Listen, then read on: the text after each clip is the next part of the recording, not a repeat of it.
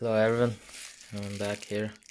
So this is just for some um, bashing tips and cheap mods that can be done at home. So one thing is we'll start with the tires. So the tires are the most important part. They should be vented. This one here. And the second one is we should put some mud guards here, because this part really sucks in a lot of grass and dirt and everything, and it's really hard to clean, so it eases that one. And the third one is put some screens on the fan cover to prevent some stones and grass from going in, and it can damage the fan. So that's what happened to my previous fan, it got damaged. So just put it on there, it costs you nothing. So we'll start with venting tires. So I vented this tire so long ago, so I used a soldering iron to punch some holes on the outside part of the tires and put a tape in. So this one, so it has like 12 vents or holes, and put some tapes on the inner sides or on the inner holes for it to not attract more water. So the purpose of this is simple, just to splash the splash the water out of the tires. So this is what happens if you don't vent the tires. So we see here tires without holes. So this one, when it spins, and when you like run through the water, there are some water particles that they're gonna go in, and this is what happens if plenty of water accumulate inside the tires. It will just they will cause some imbalance, cause wobbling, and it can destroy your tires in the long run. So what we do with the venting, so we put some holes on the outside part of the tires and tape the inner side so that water can't get in. And then also when the tire spins, water will be splashed out. So as you see here, there are holes, and the water are splashed out. That's due to centrifugal force. So the harder the tire spins, the more water will come out of these holes. So it's really effective. So in the long run, it will preserve the tire. So that's basic. So in venting tires, we don't like straight away punch a hole into them, because when you use a screwdriver to punch a hole in the tire, it can cause a little tear. So this one here, this is the magnified view of the illustration here. So this one was punched with let's say a screwdriver, and you can see the small there's a small tear on the side. So what happens when the tire spins, this will get ripped off, and what happens, it will destroy the tire. So the venting will be pointless. So what we do is we use a soldering iron. So we apply heat to melt the outside rubber of the tires. So you punch some holes with a hot rod here, or let's say with a soldering iron, like this one. And if we zoom this in, what happens with the holes here, it forms a perfect hole without some tears on it. So when the tire spins, it won't tear the whole tire apart. So this is the example of what I did. So it's basic, simple. There are no tears on the side here. Okay, so that's the tire part. So with regards to the mud guards, it's easy.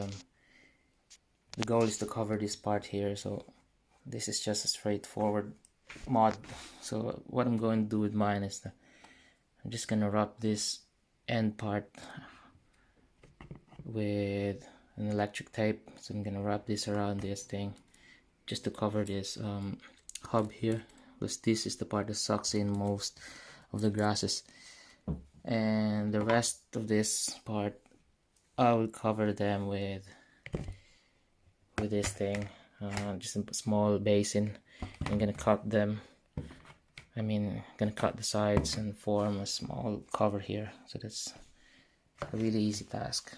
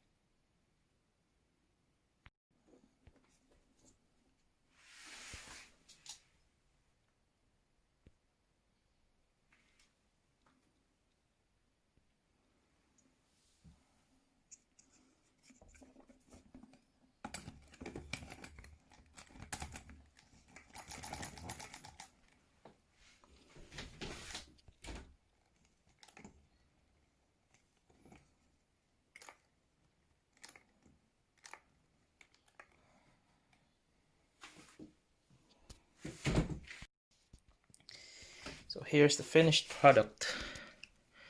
It looks ugly, but it's effective. So we have here the main plate, let's say the cover, and there's a supporting cover underneath that one that will avoid, let's say that will prevent the grass from going into the hub in here. So this the part here is tape, and there are 3 cable ties that secure each mud guard. It's really tough. Okay, and there's no problem with the rotation of the tires. It doesn't touch, so we're all good.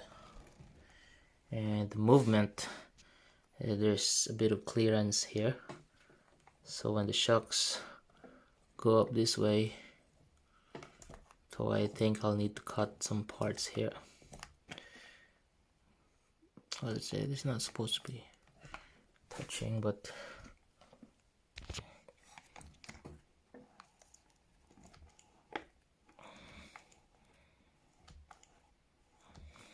yeah. So I trimmed this part a bit so it won't touch. Same with the other side. Okay. Now I have here some garlic. So garlic, I won't use the garlic, it's just an example. You can use the garlic container, which is made of small nets. So this net here is an example. So just simply cut them, and this is the easy fan cover, so put it over it and then bolt them on the sides, and it's a really easy and straightforward mod. This is to avoid stones and grasses from entering this part here. It's really crucial. It can really break the blades of your fan, so it's really useful. So the last mod will be the net that I got from the garlic containers. Just a straightforward one. Just put the net on above and here. Yeah, this one. Let's say it's placed this way, and then bolt it in. That's it. Put some screws on it, and that's it. Pretty, really straightforward. It's a 5-minute craft. Okay, here it is. It's really easy, and then just cut the sides with scissors. Just be careful when cutting this, because the case is that you might cut some significant wires, just like this one. This is the fan wire, so when you cut this one, the fan's gonna turn, of course. The fan's not going to turn, obviously, so just be careful with cutting the sides. So here's the output after cutting all those sides. It may not look good. Yeah, I know it doesn't look good, but it's effective. It serves its purpose. So there's still small holes in here. They should be able to filter, or let's say, to screen the particles that can break the fan, just like the stones and grasses.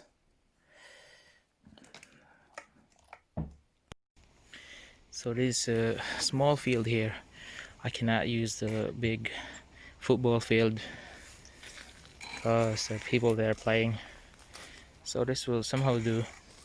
Usually when bash on the grass, there are plenty of particles that go into the car, but I'll check now if still the same will be observed, but I bet there's none. I mean, there's really much less amount of grass that will go into the car this time.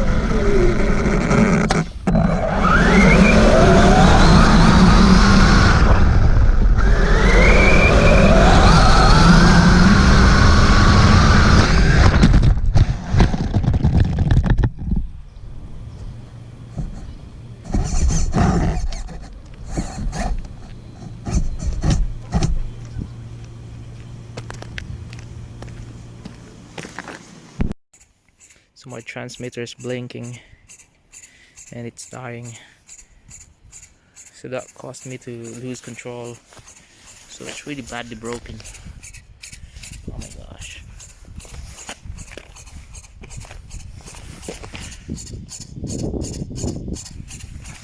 It's jerking because the controller is losing control. So I'm gonna go home broken.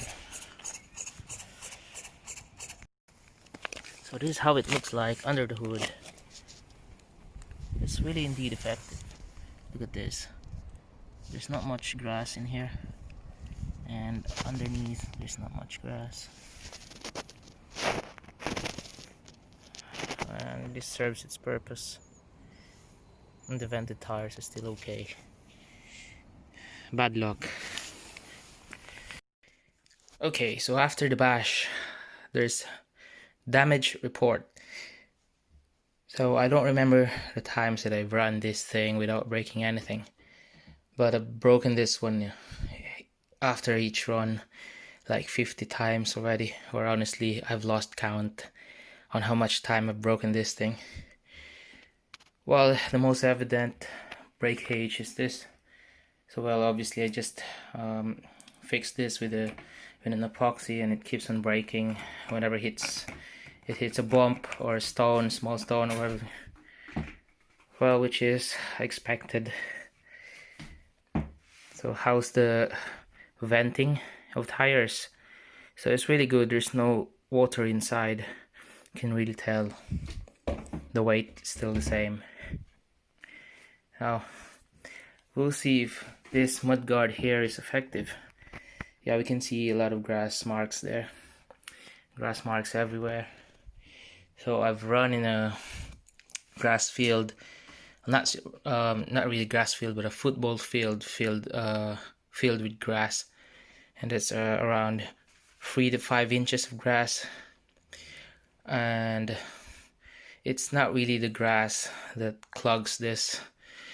It's the cut. I mean, it's the grass that have been cut like weeks ago. They are left to rot on the field, so that's what the car is sucking into the of course the inner the insides. So it's the cut grass from previous grass cutting, not really the live ones, because when you pass through the live grasses, they don't easily get uprooted, or let's say they don't easily get cut. But these grasses that are pre-cut, they're the ones that they're the culprits. So I just check if this part here is effective. I'm gonna light. Yeah, there's no grass collection. Normally there's some grass collection in here, but there's none. And this was the intact one. There's no grass collection. Normally the drive shaft eats a lot of grass. The drive shaft is wrapped with a lot of grass after bashing, but in this case there's none. And I'll check here. Also, there's no accumulation of grass here. I don't know if you can see that. There. Yeah, there's no grass, so therefore this is effective. It's normal to have grass in here, so under the rim, that's normal. But it served this purpose at least. This time I'm gonna open the inner part. So what's under the hood now?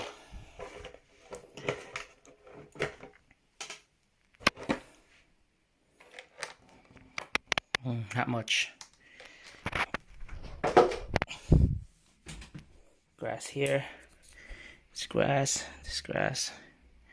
Grass everywhere. This one is clear. So we're okay here. That's all the brake cage, and I have to deal with it again. Oh no, actually there's another brake cage here. This one. This is the weakest link of this car. The A-arms, all A-arms are the weakest links. Seriously, I've just replaced this A-arm here like months ago, and now it broke again.